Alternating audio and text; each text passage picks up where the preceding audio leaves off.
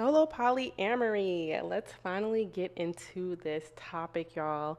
This is an entire playlist on this channel because although I talk about being anti relationship, as I've said in previous videos, I am not anti men and I am not anti relations. I just am anti monogamous life partnership relationships.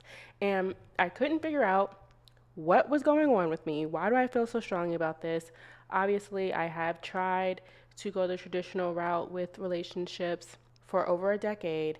However, I found this term, and I hate labels. Let me just start by saying that. I hate labels because they don't allow you to be fluid. And as a freedom loving person who thrives off of freedom and having no constraints, I feel like labels put you in a box and do not give you room to grow, evolve, expand, all the things that come with experience and living more life. However, I find that not only does this label of solo polyamory fit me to a T, I mean, this is the exact type of person that I am, but it's also a pretty fluid definition as well. It's not super rigid.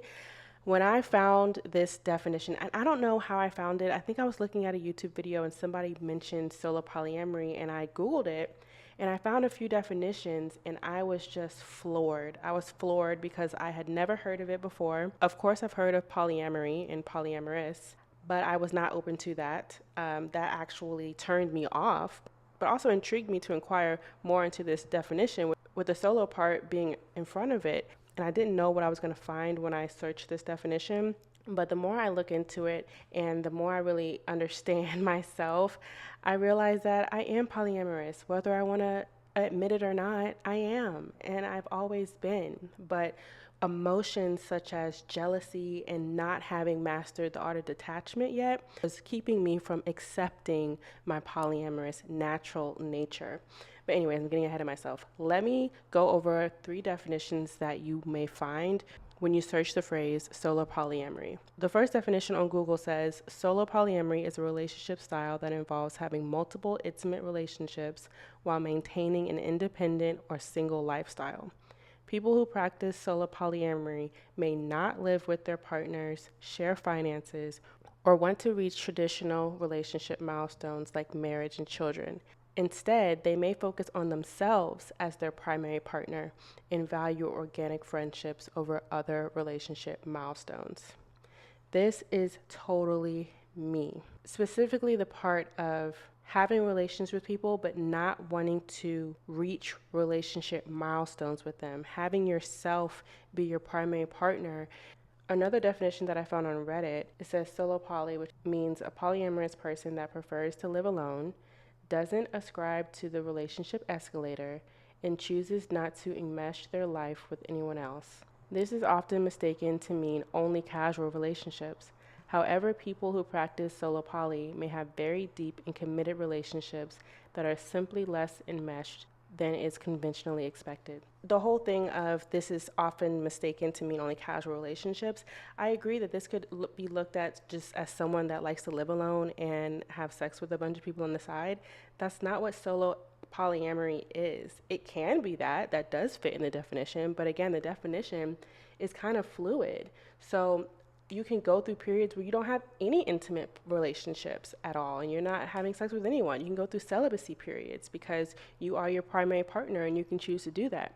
Or you can have periods where you have 2 intimate relationships but they never overlap each other. It's, maybe throughout the year type of thing. Or maybe you have 1 long distance relationship but you also have a local relationship, but they don't intersect and they're 2 separate independent things. However, your primary relationship is with yourself. Or maybe you have a situation where you're seeing one person on a regular basis for years and you have created a loyal bond with that person. However, you don't want to be boyfriend girlfriend with them. You don't want to be husband wife with them. You don't plan on having children with them. Like, you're not taking it any further. You love what it is. You're not settling for what it is. You're not accepting what it is. You prefer it this way. That's the thing. It's not it's because you can't have that. No, you can, but you're choosing not to. You're choosing to have yourself be your primary partner and not jump on the relationship escalator with anyone. I think that that's a common misconception as well, is that, oh, it's just because you haven't found the right person yet. I will let y'all know right now, I have met so many good men. I have turned down types of men that would have put me in situations that most women would have dreamed of. And I said no. Because to me, because I know myself and I am truly, truly, truly happier solo, that I know no matter how, quote, good the man is, it's not better than my life being solo. That, quote, good man, I can still have them in my life, but I'm not going to get married to them. I'm not going to move in with them. I'm not going to do the things that they may want me to do to be more, quote, serious with them, or, be more enmeshed in their life. I'm not going to join lives. Another definition that I found, it says solo polyamory differs from other approaches to non-monogamous relationships, as it places the individual at the heart of their structure. Rather than looking for another person to be their primary or nesting / cohabitating partner, solo polyamorous people often see themselves as their own primary partner, or they simply want to live a remarkably independent life. Solo polyamorous people are generally autonomous and non-hierarchical about their partnerships, treating them equally. They may live alone or with friends, flatmates, co-parents, and family, or they may live part-time with their different partners, especially if their work entails them to various locations throughout the year. I don't agree with that last part, because the whole part of being solo poly is to not live with others, especially not live with your partners, your different partners. So I don't agree with that last part. That last part does not fit into traditional solo polyamory. I do want to touch on treating their partners equally. I totally agree with that. I treat my friendships with women the same way that I treat my friendships with men, and the same way I treat my intimate relationships with men. My relationships are on an equal playing field. There is no hierarchy of the relationship. It's no, oh, you're my everything, you come first. No, I come first.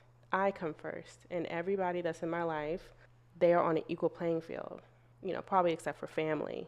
But as far as friendships and relations with people, everyone's on an equal playing field. And so I totally agree with that. I show everyone respect. I show everyone love. I respect everyone's time. And it's a lot easier to equalize people when you're not putting people on a pedestal or putting certain people above other people. This graph right here, I really, really, really, really, really love. And this is a solo polyamorous graph that kind of splits the two words. Not kind of, it does split the two words, to diving deeper into the solo part of this lifestyle and the polyamorous part of this lifestyle. And I couldn't agree with this graph more, so I love it. So we're going to go through it. As far as the solo part of solo polyamory, I require solitude to feel connected to myself. Snaps. Yes. During solitude, I feel the most alive. I feel the most charged. I feel the most at peace. I feel the happiest during solitude. Having fun with friends and people in my life, family, everyone, outside forces, outside energies is fun in the moment, and I enjoy it in the moment and I cherish it, but it drains my battery. It doesn't matter who it is. It drains my battery. I can love you to the ends of the earth, but you will drain my battery. And the only way for my battery to be recharged is in solitude. There is no other way. Introverts, we share that type of feeling, but you'll speak to extroverts and they just cannot relate at all. So it really just shows that everyone is different. The other part of being solo polyamorous on the solo end is my first and most important relationship is with myself. The other part of being solo polyamorous on the solo end is I enjoy doing things alone, dining, travel, shopping, sleeping, etc. 110%. And I love that the person on this graph put sleeping, because I talk to friends that live alone and everything, but they always say that one of the biggest cons of living alone, of being a woman that lives alone, is taking out the trash and sleeping alone. And I'm like, first of all, I have ballet trash. Second of all, I love sleeping alone. I love sleeping alone, and I haven't found anyone else in my real life that agrees with that sentiment. So whenever I'm sleeping in the bed with somebody, the sleep is not the same. It's not the same. It takes me longer to go to sleep. The quality of sleep is not good. Please don't touch me. When we are sleeping, please don't. I mean, not even a foot. Do not touch me. Like, I need all the space that I could get when I'm sleeping. Like, I want to hear you. I don't want to feel your breath. Nothing. None of that. I do not want to cuddle to sleep. Absolutely not. I actually had an ex-boyfriend that snapped on me, and he was a gentle teddy bear type of guy. And he snapped on me because he loved to cuddle to sleep. And it's okay, cool. After sexy time, we can cuddle for a minute. But when it's time to go to sleep, like when it's time to really get into REM, I need you to not be touching me at all. And I'm going to turn my back the other way. Like, I really need my space. And so whenever I would separate from him when we're cuddling, going to sleep, he would get aggravated. But one day, it was like months in, at this point, he was telling me he loved me and all these things. And he snapped on me because I said, I don't want to cuddle when we go to sleep. I don't want to do that. He said, then what's the point of having a girlfriend if I can't cuddle you to sleep? And it was in that moment that I realized, ooh, there's a little something in there. He's not all teddy bear. So that's the first thing I realized. But the second thing I realized is that he doesn't love me. He loves the idea of having a girlfriend. Because if you loved me, then you would respect me as well. And you can't respect that I don't like to be touched when I'm sleeping. And that was such a big issue for you to snap on me. I know what's the point of having a girlfriend? To me, that means you don't love me. You love the idea of me. You love the idea of having a girlfriend. And last but not least, on the solo part of the solo polyamory definition, is I make decisions with my well-being as a priority. So this kind of has to do with putting yourself first and you being your primary responsibility, and your most important relationship is with yourself. I did a video about the pros and cons of being in a relationship versus being single. One of the many pros that I put about being single is that you do not have to consider anyone else into your life plans. As a planner, a chronic planner and go-getter and ambitious person that is constantly making moves and going after my goals, when I was in relationships and forcing myself into the traditional dynamics, I was rewriting my future plans with my current partner in mind. I mean, I would be with someone for 3-4 months and start already romanticizing and idealizing how they could fit into my future plan, or even skewing my plans to kind of fit what they said their plans are so that I could be in their life. And women tend to do stuff like this. Like, we won't make big moves, big purchases, major decisions without having that primary partner in mind. And with solo polyamory, you are your primary partner. So you only have to consider yourself. It's so freeing. And I know to the outside person, they may just, say, oh, that's selfish. Call it what you want. But to me, it's authentic, because how do you know that you're truly living your life? How do you know that you're truly living your authentic life if you're having to constantly consider other people or potential other people into your life plans? You're not really living for you. You're not really living your best life. You are compromising yourself, watering yourself down, detouring yourself, sometimes downright changing yourself for another person. Now let's get into the polyamorous part of this definition and break that down. When it comes to polyamorous and solo polyamory, this means I have the capacity to love multiple people at the same time. This was something that I did not know that I was capable of. I found out I was capable of this with roster dating. So I know we've probably heard of roster dating. That's when you're dating multiple people at the same time.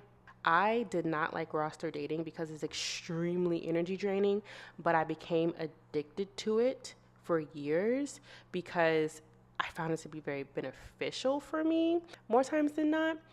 And it was also an ego boost, which is terrible to use it in that way, but that's what it ended up being for me. I am happy to say that I no longer roster date, and I've been clean from roster dating for over a year now. No dating apps and none of that. But I did find out during my roster dating phase that I do have the capacity to love multiple people at the same time. And I would have never known that if I didn't go through that phase. This is such a freeing and interesting concept because this is kind of the basis of polyamory. The other major component of polyamory is I believe that love is infinite. Love is infinite. Love is not, I don't believe that love is meant to be just showered and poured on one person. One person gets an immense amount of love, putting people above other people. I know some religious people will say that you're even supposed to put your husband above your children. It's just like really, really icky thinking that. And that leads me into the next point. I believe that all types of love are equally valuable. So I kind of touched on this, but that is truly, truly, truly how I feel. I treat all of my relationships with the same genuine love and respect. No one is above anyone else. I'm not canceling plans with my friend if I wouldn't cancel plans with my cuddy buddy. And so I totally understand what this person means when they say, I believe that all types of love are equally valuable. I do. And last but not least, to close out the solo polyamorous definition, when it comes to being polyamorous, this means that I don't believe in ownership of people, their time, their energy, or their love. Snaps, snaps, snaps, snaps. I couldn't read this out loud and really feel this in my core 5 years ago. I would read this and be like, what does that mean? What in the world? What do you mean?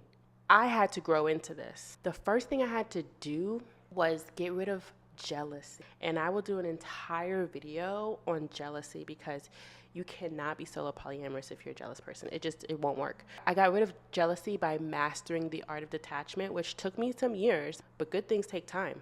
Mastering the art of detachment was the best thing I ever did in my life. I don't believe in ownership of people. I do not.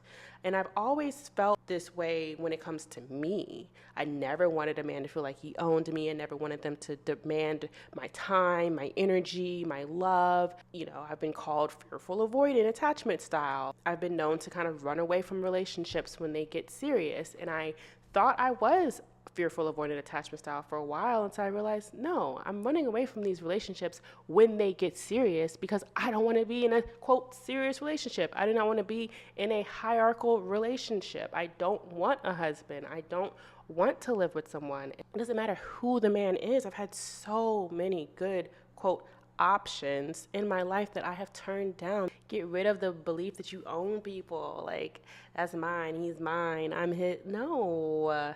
I don't own anybody. No one owns me. I don't own anybody's time or their energy or their love. And so the best thing about this is because I do not own anyone and I do not owe anyone, everything that I get from people, whether it's their time, their energy, their love, is appreciated and treated as a gift, and vice versa. People do not own me. They know they do not own me. And so when I share space and love and time with them, they appreciate it and cherish it as a gift. What is not expected is appreciated, unfortunately. Unfortunately. I can dive really, really deep into this, and I will dive really deep into this about how actually not owning people actually keeps people in your life for longer than, quote, owning them would. That's a whole nother topic. I've had, quote, situationships, I guess that's what it would be called in modern terms. I've had situationships that have surpassed my committed monogamous relationships tenfold. Give each other the good parts of each other. And so that can also be called a transactional relationship. There's a whole lot of different ways you can put it. But getting rid of jealousy and understanding that I do not own people and people do not own me has made my relationships with people even deeper, even stronger, and much better. And to close this out, it is because I am deeply committed to loving myself that I am able to love others. I'm telling you, whoever wrote this, whoever created this graph is preaching, all right? It is because I am deeply committed to loving myself that I am able to love others. You cannot give love if you're not being authentic. I was not able to share genuine love and respect with people and give genuine love and respect to everyone that's in my life until I learned to love myself. We've all heard of the you can't pour from an empty cup metaphor. This relates to that. It is only when I became fully authentic in myself that I was able to fully love myself. You cannot love yourself if you're not being authentic. You just can't. So you can say self-love, self-love, self-love, but if you're not being authentic, and I mean 100% authentic and true to you, you cannot love yourself. And if you cannot fully love yourself, you cannot give that love to others. You don't have enough love to give. I love myself so much, I am able to give love to other people from my overflow.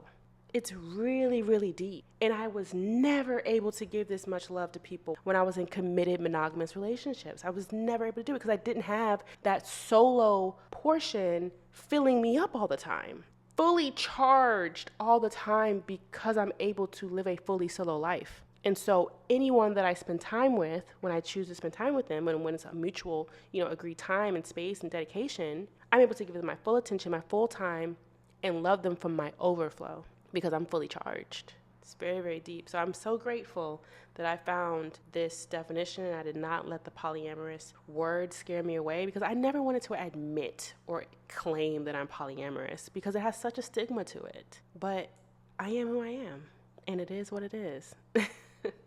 So I hope that this video helped clear up or maybe introduce some of you guys to this concept and to this lifestyle. This is going to be a playlist on my channel, and I will be adding more videos to it. So subscribe if you are not, and I'll see y'all in the next video.